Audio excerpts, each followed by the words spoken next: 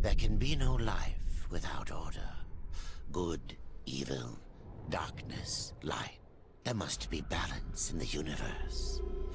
Such is the decree of the Charred Council, an ancient body charged by the Creator to preserve the very fabric of existence. But the balance has been broken. Even now, Earth smolders in ruin, fallen to the Demon Lords, and the Destroyer carves a new kingdom amongst his mighty chosen. Some say the Horseman War triggered the apocalypse, that he rode to Earth unbidden and doomed all of mankind. But what of the other horsemen, fearless enforcers of the Council's will? What of fury, strife, and death? To know those names, you must first know another. Nephilim, cursed union of angel and demon. The Nephilim had countless realms to the sword, and burned them to ash. But 4 amongst them grew weary of the slaughter, and feared their conquest would imperil the balance. And so a truce was made.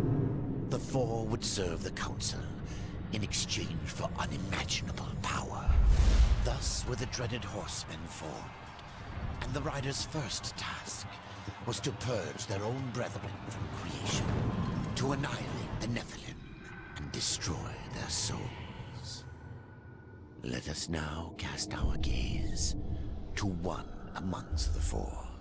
Not War, who lies chained at the Council's feet, professing his innocence, but one who would save his brother above all else. He has many names: Kinslayer, Executioner, Death.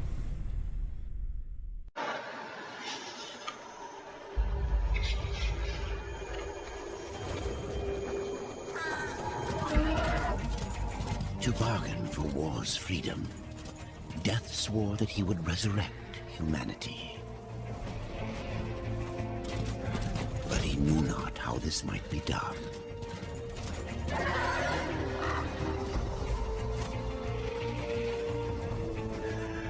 And so Death rode forth into the icy veil to find the Keeper of Secrets.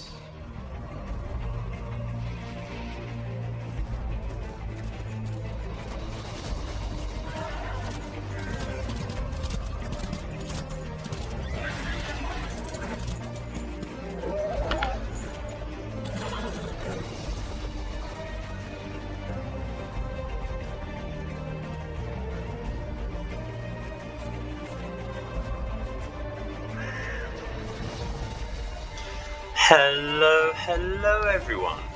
It is with great pleasure that today I present to you the start of a Darksiders 2 Let's Play series. This game has been in my heart for a very long time since release.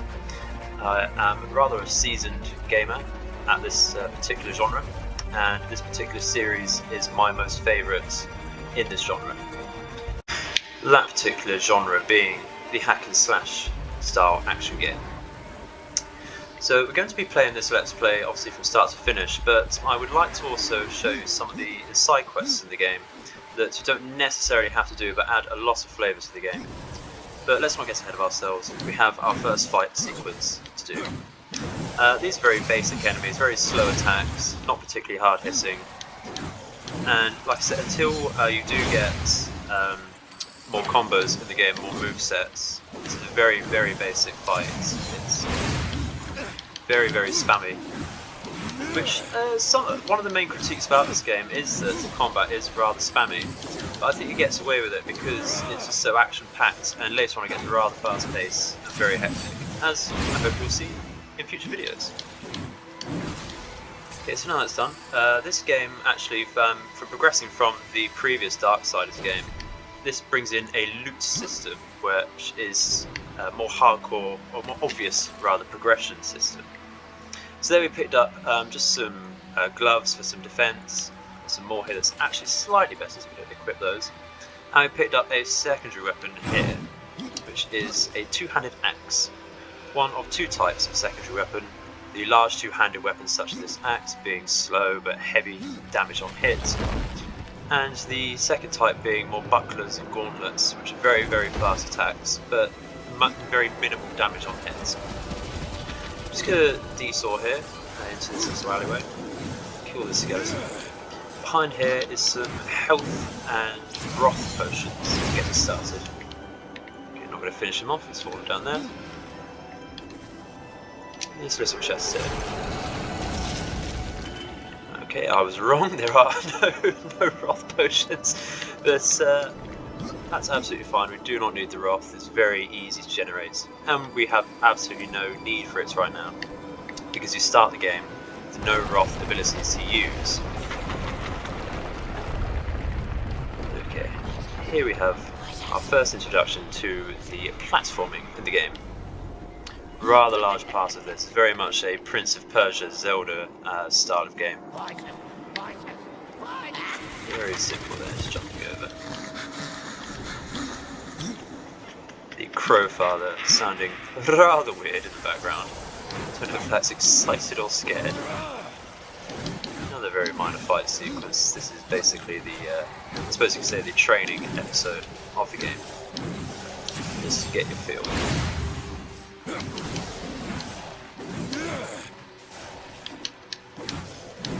Very easy. I'm using the lock-on system for this just because I very much prefer it. So this game is very much a major tool. Yeah, another major criticism is that with here you can see I'm not using the lock-on system, more freedom of movement, as you might expect. But a major criticism is that it's rather limiting, this lock-on system. Again, I think it gets away with because it's very easy to get used to. There is that very minor aspect of get good to the game that honestly is so easy to get your head around. And we could, oh no, we do not need to aggro any more of the skeletons in the ice there. They're going to jump out at us anyway. A lovely surprise. We get some use out of the second level again just to speed these up. Just as a minor point, I am playing this on the definitive difficulty, which is the hardest until you finish the game, in which case you can unlock a final difficulty, which is very Souls-like, in the idea that if you die in combat, you have to restart the entire game from scratch. I'm not going to do that today, because I do not want this Let's Play to carry on forever. I don't necessarily die too often through the game, but I can get very greedy, mistakes will be made, I am going to die. Especially later, one station later on in the game, it's rather difficult. Because if we have a first minor boss fight, just pooling together all the skills we've found in the previous couple of fight scenes. Not particularly hard, just telling us there to dodge incoming attacks, which is possibly a rather obvious hint. So this style of enemy comes far more common in the later stages of the game, but rather simple, again, like the smaller skeletons, slow attacks, and not actually a too wide hitbox for the attacks. Cleaving them apart here, very easy. It's getting rather easily stun locked as well, actually. Damage numbers came up to 0 there, it's very strange.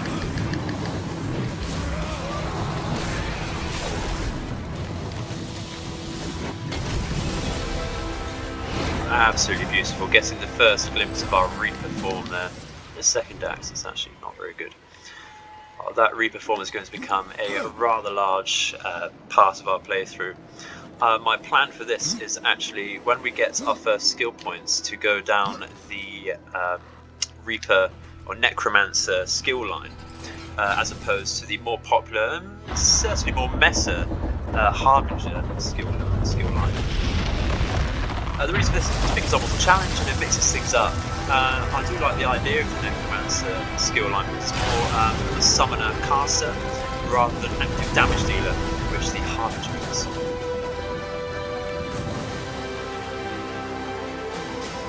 Possibly not quite so fun to watch, or even to play, but again, that challenge, and I feel that not lots of people show this style of game. It gives a little bit more variety to see. Okay, so I'm just going to run along this wall here.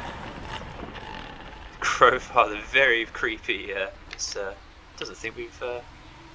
This is very annoying. The animations do not think. Oh, first bug of the game. Let's see if we can run along. There we go. Didn't think we were quite on the correct wall running feature there.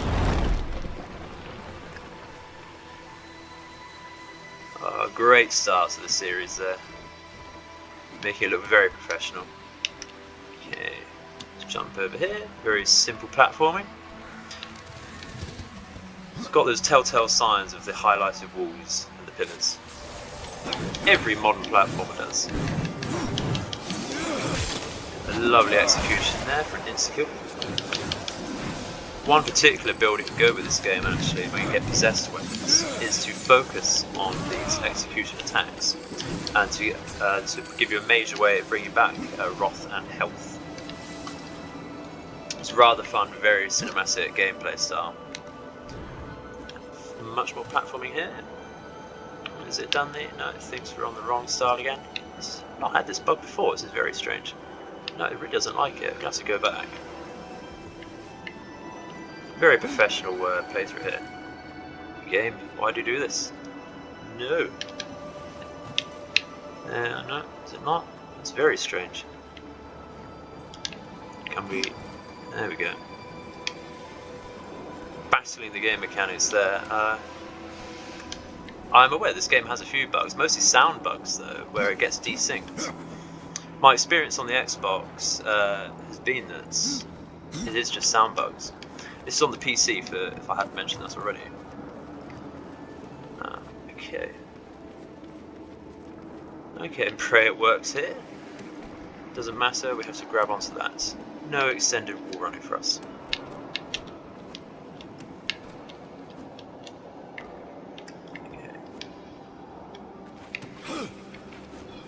Excellent, now we come to our first major boss fight with the Crowfather.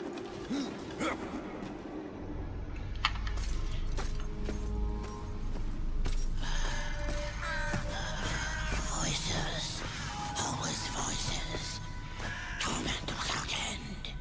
Keeper of secrets, I need your help. I helped you once before, horseman. Look at me now. How I cursed that day. How I curse you. Careful, Crowfather. I'm not here to put you out of your misery. Not yet. I know why you've come. Your brother, the one called War, he's been imprisoned by the Charred Council and awaits their judgment. For dooming the Earth. For mankind's extinction. Why should I care about your brother's fate? Because you know the truth. Your secrets can save him. The Council will condemn War. Strip him of power, let him rot in oblivion. To hide the truth. My secrets cannot prove his innocence, horseman. No, but they can help me to erase the crime. Bring mankind back from extinction. Madness. If it's madness, then who better to show me the way? Should a way exist, you will find it here. The Tree of Life. Let me pass. Not yet. That which you gave me, you will take it back. In exchange for its secrets, you agreed to keep the amulet. No. The voices, they curse and threaten without end. They cry to return. You must destroy it! I cannot. You annihilated their flesh. Why do you guard their souls? Open the portal. You will not pass while I live. So be it.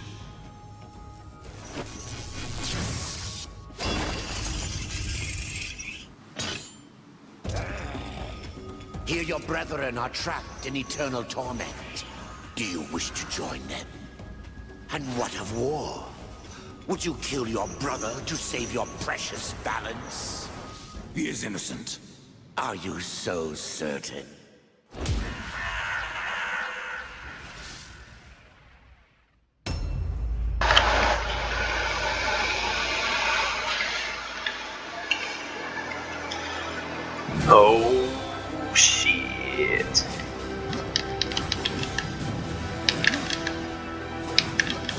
ultimate grudge fight.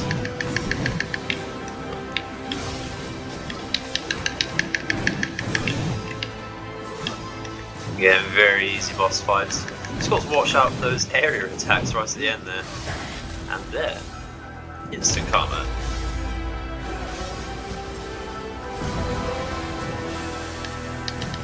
Spam, spam, spam, spam, spam, spam, spam.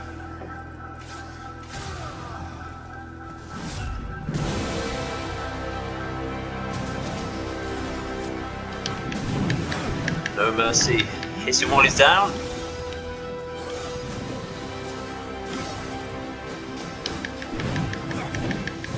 Get blocked. Good.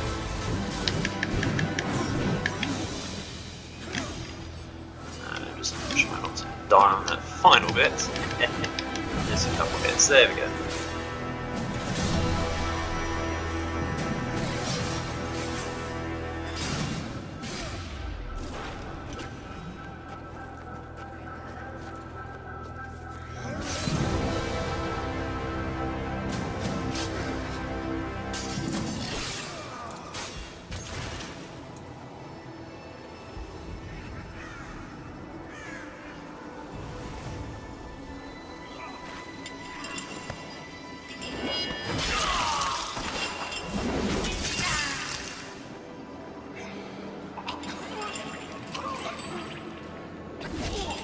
Open the portal.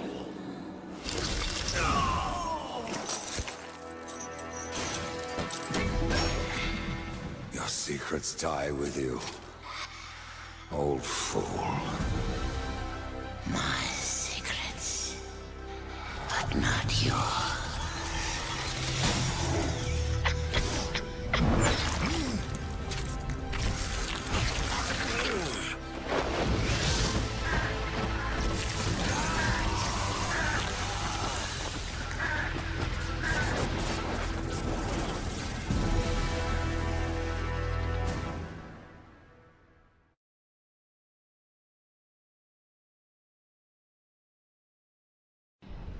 The uncountable worlds of our universe swirl in an endless abyss.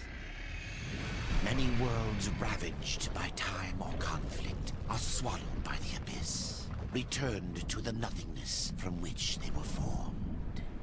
But others linger for eternity on the brink of annihilation, that creation might be balanced with destruction. And in the final moment of battle, death was banished to one such world, in the autumn of its life, yet not far from the edge of darkness. Had death been sent to his doom, that answer would be found in the horseman's future, and in his past. Be still, horseman. You are wounded. Don't touch me. Your arrival here is a bad omen. Yes, it troubles me greatly. Old one, there's more trouble ahead if you don't start making sense. Where is the tree of life? Life? This world is dying, lad. Choking on chaos and corruption. We can do little to stop it. Soon, the great tree too shall perish, and with it, the last of my people. Is that not what brought you here, Pale Rider? I seek the tree. Your chaos and corruption don't concern me.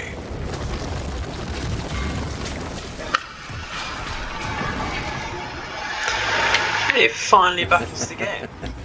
It seems There are a lot of cinematics in the first stage of this game. It's a rather interesting turn of events there. Banish, for no apparent reason, to this realm. Okay, so these enemies again are very simple. They're going to consist of the, or make up the majority of enemies in this area for the first couple hours of this Let's Play, the first few dungeons. Which is okay. We'll throw us a couple more in the mix. It makes for a very easy start. You fight well, but this corruption can't be beaten with a blade. Seek out the Forge Sister. Ask her about the fire of the mountain. Help her, and she will help you reach the tree. As for me, I must return to my work. I have many questions. And who are you to command a rider? I am a maker, older than even the Charred Council. These hands have laid the foundations for many worlds, but that was long ago. And now, they but hardly know the touch of stone. The maker, the baker, the candlestick Are you maker. not curious as to why I seek the tree? I would not presume to question one of the four, but yes, tell me. I must restore humanity, to redeem war. Heaven and hell battle upon the shattered earth. All creation trembles, and at the center of it all stands your brother. He is innocent. I never said he wasn't. The tree holds power over life and death. If you would resurrect humanity, then you're headed in the right direction. Be warned. A dark presence dwells now within the tree, and the path is barred with Okay. There is a chest just behind here. I'm going to pick this up. And after that, we're going to assign our first skill point. The game is going to make us do it now. Okay, so here is what I was talking about earlier with the split between Harbinger and Necromancer playstyles. There are a variety of skills to choose from and many upgrades for them. As you can see, the more attractive option at the moment being the Harbinger. If you look at teleport slash just here, it says Death teleports across the battlefield and delivers a violent scythe attack that deals damage and restores Death's health. This is extremely attractive to us because we are going to be losing lots of health, and it's rather mobile attack as well with the teleportation. And I don't know if many people know this, but you can actually use this ability for free with the trade-off that you do not actually hit anyone with it. So essentially, when we get staggered when we're using our natural dodges, we can actually activate this ability and teleport back and not hit anyone for free, just in case you want extra mobility. But as I say, it does damage as you go through as well. So I don't know why you would do that, particularly because if you can damage people for free, might as well. And it gives you health back, the most important thing there. That is the main reason why a lot of people don't like doing this Necromancer skill line, because there's less potential for regenerating your natural resources, such as health and wrath. But we are going to be going down that line with Exhume here, and the description reads, Death summons bloodthirsty ghouls from beyond the grave to fight alongside him. So this summons 2 ghouls for us, which can be upgraded to 3 at the end of this particular skill when we put enough points into it, which I believe is 3 per point, or per use. So we're going to go for that and purchase it for 1 skill point. We're going to assign it to X. Come on. Where are you? There we go. So that is now assigned to X. And I'll show that off in our first fight later on. So let's open this. Nothing overly interesting, just a bit of gold to get us started. Perhaps to buy another moveset. Okay, but I think that is for a later episode. I think it's gone on long enough for the intro. I hope you enjoyed it. I have been the Edified Gamer, and in the next episode we should be trying to explore Tristone just around the corner, and then releasing the fires of the mountain. But that's for another day. In the meantime, I hope your nights and days are auspicious. See you later.